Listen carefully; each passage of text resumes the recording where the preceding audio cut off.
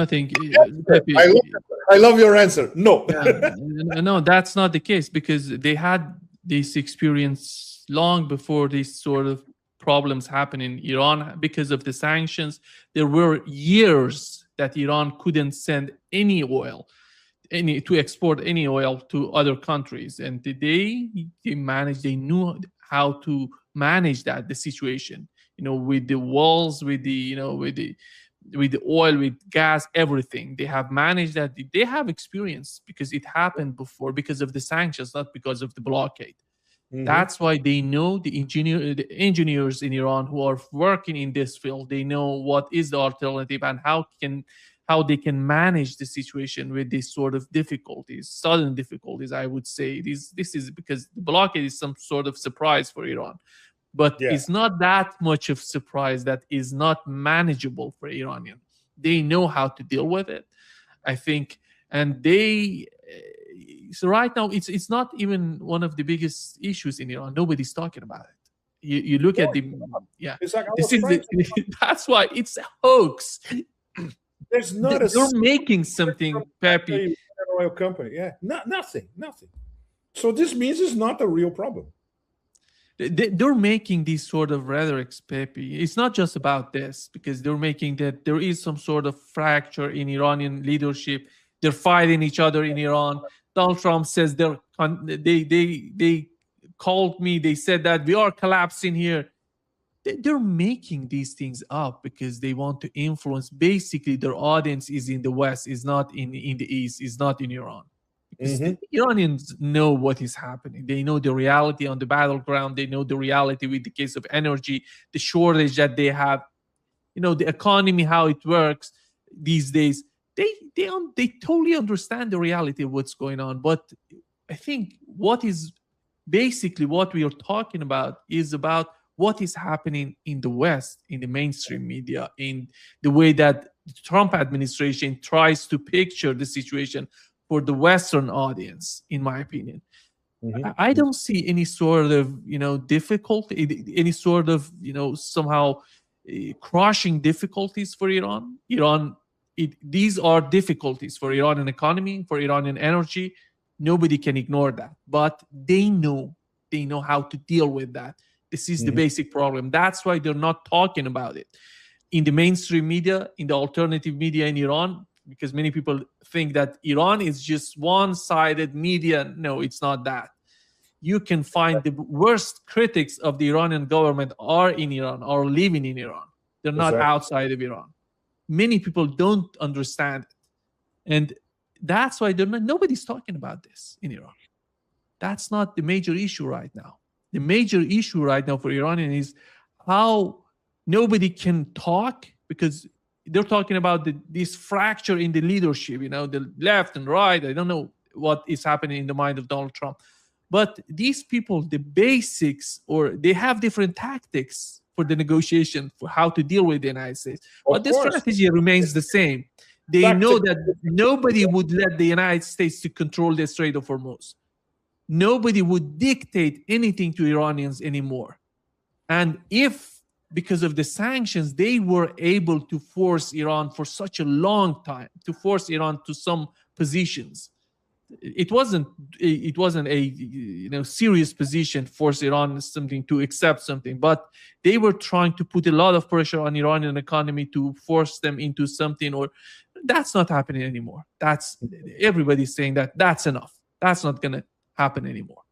This is Hmm. the outcome what Donald Trump achieved so far in Iran. And this is reflected by the way they turn the game around, where the most important, the key imperative now is not and it never was the nuclear dossier. It's to end the war for good, so there will be not a repeat of the war, with guarantees, with guarantors at the level of big powers like Russia and China. Then discuss Hormuz, and at the end of the whole thing, discuss JCPOA 2.0. Let's put it this way. And Iran can do that because they're for all practical purposes, they are winning this war. Everybody knows that. It's the Americans that wanted this stupid ceasefire. It's the Americans who are trying to find an off-ramp, which they can't. And the strategic defeat is obvious because zero of their initial objectives were achieved. There you go. So no wonder Iran is feeling confident. And nobody wants anything similar or close to JCPOA anymore. Exactly. That's the point for the Trump administration. Exactly. Go ahead, Nima. Because they didn't see JCPOA working for Iran. You remember with the case of JCPOA. Basically, Americans together with Europeans agreed on relieving sanctions or lifting sanctions, but then Donald Trump was elected and everything just didn't happen. They didn't do anything. And the sanctions continued. And there were more sanctions, more maximum pressure. Exactly. Yeah. Pepe, the other issue is what UAE is talking about right now, leaving OPEC plus. What is that and how effective that could be, and how is that going to help Donald Trump in a long run? Look, I can start with you with it's not exactly a joke, but in fact, this joke is already circulating in the Persian Gulf. Look, they better get their act together because sooner or later, Iran is going to annex it. Okay, it's a joke. Saudi Arabia could annex it. Basically, they are desperate because they made their bets a long time ago. They bet on the US and Israel. So this means they need to sell more oil. So oil prices go down. What does that mean? They cannot be regulated by OPEC quotas. So if they're out of OPEC, they can export instead of 2.3, 2.5, little more than that, 1 million barrels a day, they can export maybe 5 million barrels a day, which they can. It's possible. So that's it. They want to make more money exporting more oil, and oil prices going down is exactly what the Trump administration wants. There is, of course, the mega friction between MBZ and MBS, between Abu Dhabi and Riyadh, and this is getting more and more uncontained, considering that Saudi Arabia is theoretically at least part of trying to find a diplomatic solution to end the war. They were part of that initial four the four Sunnis meeting in Islamabad. It was Egypt, Turkey, Pakistan, and Saudi Arabia. So in thesis, Saudi Arabia wants an accommodation, at least, with Iran. The UAE, on the other hand, and not the UAE, Dubai and Abu Dhabi, that's a completely different story, not the other Emirates, which brings us to the still unconfirmed but extremely juicy possibility of the Republic of Sharjah coming online soon. Of course, because Sharjah has nothing to do with the MBZ is doing. So this is Abu Dhabi and Dubai. Dubai, in terms of the business model, is already dead. Everybody knows that. Nobody's coming back to Dubai. So that leaves Abu Dhabi. The oil is controlled by Abu Dhabi, not Dubai. Dubai is a laundering machine, essentially, which now completely collapsed. So they think that they can preserve their so-called independence and sell more oil, and of course continue to have their contracts and promises with both Israel and the US on the table, working. We don't know if this is going to happen. They also betting that IMEC, the misnomer, once again, mega misnomer, India Middle East corridor, which is the Israel, Saudi Arabia, Emirates, Europe, India corridor. We don't know if Saudi Arabia is going to be part of IMEC. Probably not. Not side by side with the Emirates. The Emirates are still betting on IMEC because, of course, they are linked to the Zionist International. So this is their bet. We don't know what's going to happen. But the Russians already said that we are not leaving OPEC plus. Saudi Arabia, we continue with OPEC. So nothing changes in terms of OPEC or OPEC plus. OPEC plus, basically, Saudi Arabia and Russia control OPEC plus. OPEC, UAE was an important member of OPEC, but it's not going to dismantle OPEC because they're out. And of course, very, very important, Nima, they do that because they are still betting on the petrodollar because of the Epstein syndicate connections. So they assume that they're going to be protected by the US. All bets are off because if Iran, I would say more sooner than later, decide that the Emirates, not the Emirates, Abu Dhabi needs to be taught a lesson because of what they did against Iran since the start of the war, and even before the start of the war, they're going to be in deep trouble. But it's a move conditioned as much by greed as desperation. It's a mix of both. Pepe, we had the other meeting that Pakistan together with Russia and Iran military commanders or military envoys in Kyrgyzstan. What was that, and what was the necessity of that? This is immense, Nima. This happened in parallel to Arakshi in St. Petersburg. So we had all the ministers of defense of the SCO meeting in Kyrgyzstan. What does that mean for all of you, our audience? That everybody that is everybody in Eurasia, apart from Turkey, was there on the table. On the table, apart from Russia, China, Belarus, India, Pakistan, and all the Central Asians. India and Pakistan were on the same table. Russia and China were on the same table. Everybody was on the same table, and guess what? They were discussing what's going on in Iran because they know that it's a war against them. The American war, once again, is against the BRICS and the SCO at the same time. It's against Eurasia integration. It's against Eurasia connectivity corridors. And that means the International North-South Transportation Corridor, Russia, Iran, India, 3 BRICS, and all the corridors of the New Silk Roads, Belt and Road Initiative from China. The American war is against all of the above. What do they want?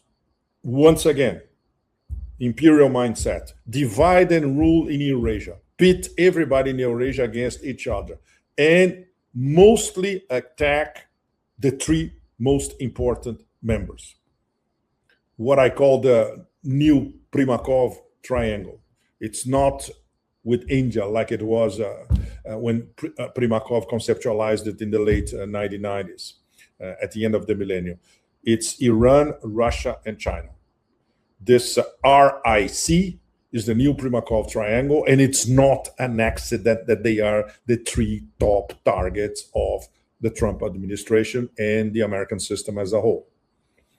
So the fact that you are having the ministers of defense of all the SCO full members sitting on the same table in Kyrgyzstan and listening to the Iranian Minister of Defense saying, among other things, look, guys, we are ready to share our experience in defeating the Americans with all of you on this table. Now, that's once again, this is also a game changer because it's part of how the SCO from now on has to organize themselves, because the next stage of the war coming from the Americans, we're already deep into it. This blockade is, I would say, the starter of a future global blockade by the Americans, assuming they can implement it. This is a test drive, Nima. That's why it's so dangerous. The first test was Venezuela, but it was very easy. They were basically killing fishermen in small boats, but it was a blockade.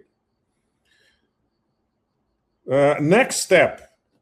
They wanted to blockade the Strait of Hormuz from Iran so the Americans would control the Strait of Hormuz.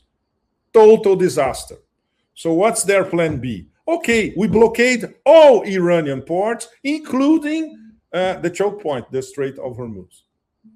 Is this working? It's too early to tell. For the moment, it's mostly a disaster, but they are already implementing it. It's also a test drive. I would say this is more an Indo-PAC-COM op than a CENTCOM op, or it's a mix of both, in fact. They had already apprehended Iranian ships outside of the Arabian Sea in the eastern fringe of the Indian Pacific, near Sri Lanka already, and not far from Southeast Asia. In fact, already in Southeast Asia. And that brings us to the theme of the column that I wrote today, which is probably going to be published tomorrow, Nima. I sent you the original. First Hormuz and next Malacca. Why? Because this is an American obsession as much as it is a Chinese obsession. It's a Chinese defensive obsession because they knew since the early 2000s, in fact, that this is a story that I have been following for almost 25 years in detail. The famous escape from Malacca syndrome. The Chinese looked at the map, they looked at the Strait of Malacca, and they thought, wow, we are in trouble. All our energy from the Persian Gulf goes through here before reaching the South China Sea and before reaching China. We need to do something about it. So they started Chinese style an offensive in several levels at the same time. So cultivating good relationship with both Malaysia and Indonesia, very successful. Building alternative routes.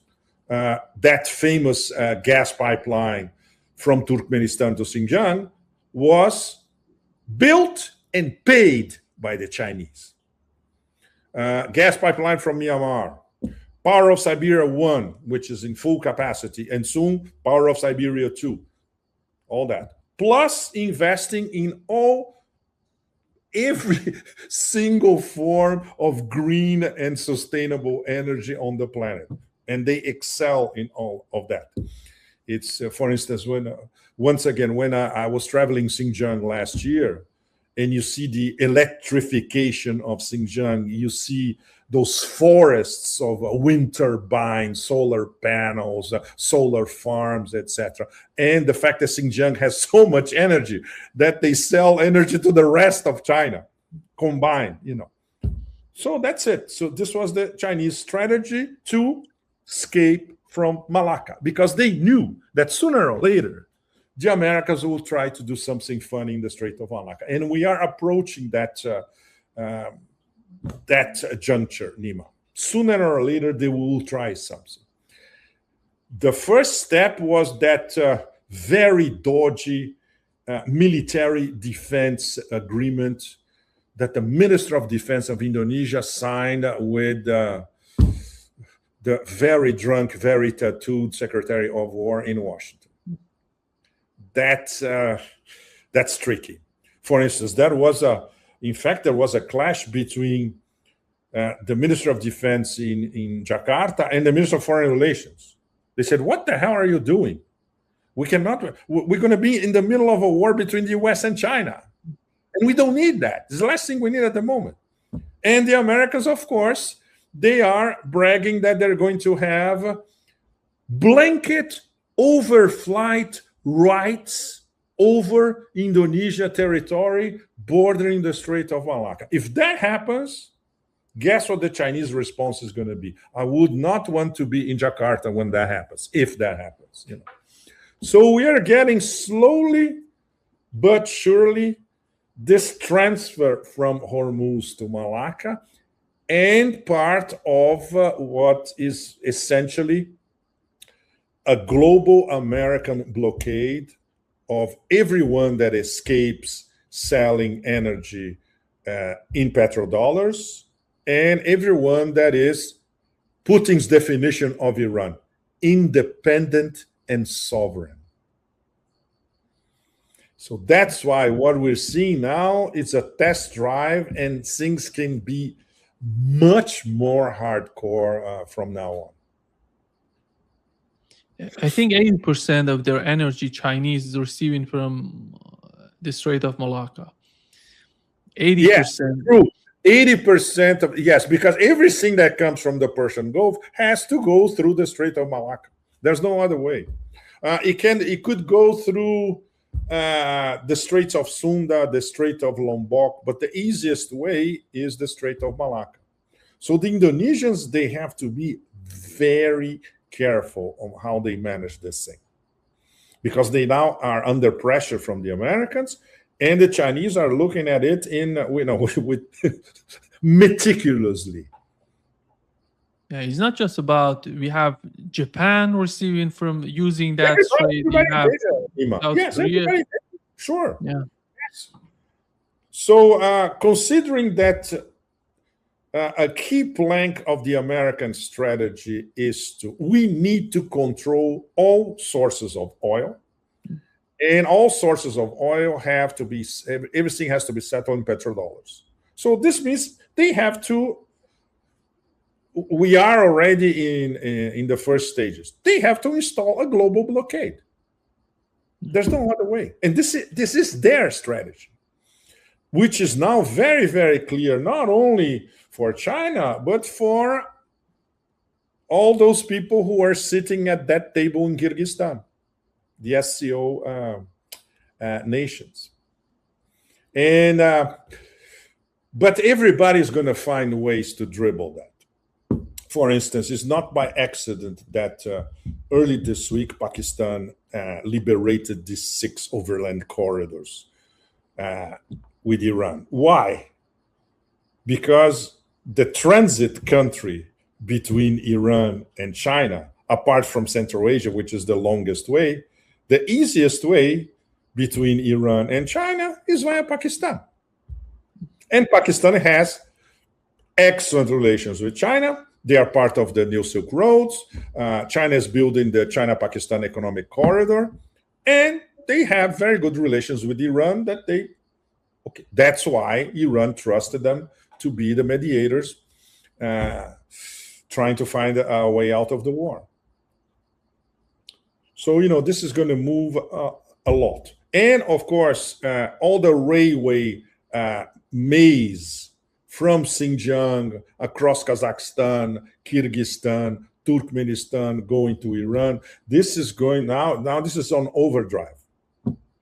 And now, especially now that the China-Iran railway is finished. It was finished, I think in August last year, less than a year ago. Now you can do everything by train. That's it. And the Chinese are betting on this. It's part of the East-West corridor, the Chinese East-West corridor. And the most important part of this corridor is across Iran. Because across Central Asia was easy, because they start building these railways a long time ago.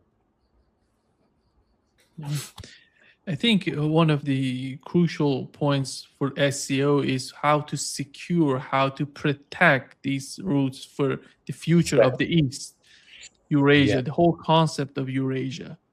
And I don't see India being in that, Pepe.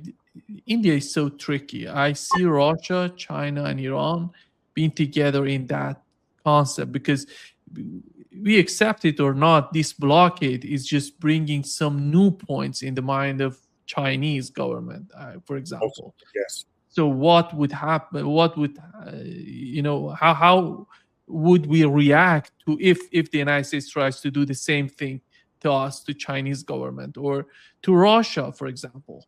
Because we know they started with Russia. You remember the attacks on the Russian tankers, and it's not just the United States. They were talking about NATO is trying to do something with Russia. Yes. Then now with Iran, I think we can assure that they're going to continue with this sort of attitude, because in the Western Hemisphere, I'm talking about the United States in North America, South America, here in Brazil, we know what's going on. What's the game on the part of Washington? They're not that much dependent on the oil coming from outside. Gulf, yeah. That's why they can totally break down this whole system in the East to bring this empire, as they call it, empire. I think what Ambassador Chas Freeman brings out about how the world is reshaping itself as the multi-nodal. Because you look at the relationship, nature of the relationship between China as a giant. You look at China economically, militarily, is a giant country. How the nature of it, they're not putting pressure on Russia or Iran because they understand the relationship, partnership. But that's not the case for the United States. Nima. They are all of them have a strategic partnership. So at the highest level, they are aligned. Which this trip to by Arakshi to St. Petersburg was a reaffirmation of the strategic partnership. But India is very, very tricky because they made their bet even before the attack on Iran. They made their bet on Israel and the US because, of course, of the Indian business interests behind the Modi government. They will regret it sooner or later. And obviously, the other SCO members, they look at India and they said, should these guys be here at this table with us? And from an Iranian point of view, it's going to be very hard for India to mend its ties. I would say that this could even involve India out of the Chabahar project, replaced by China. The Iranians will not trust India anymore, especially investing in one of their key ports. So, and it's all India's doing. They did that to themselves.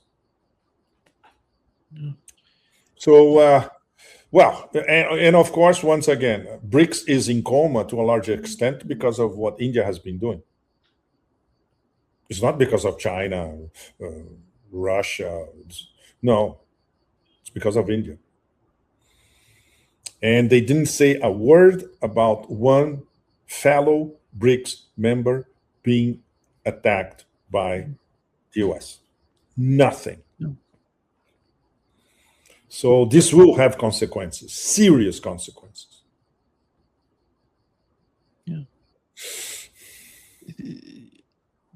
Pepe, the other issue we know that is in Lebanon. Do you see Iran talking with the United States?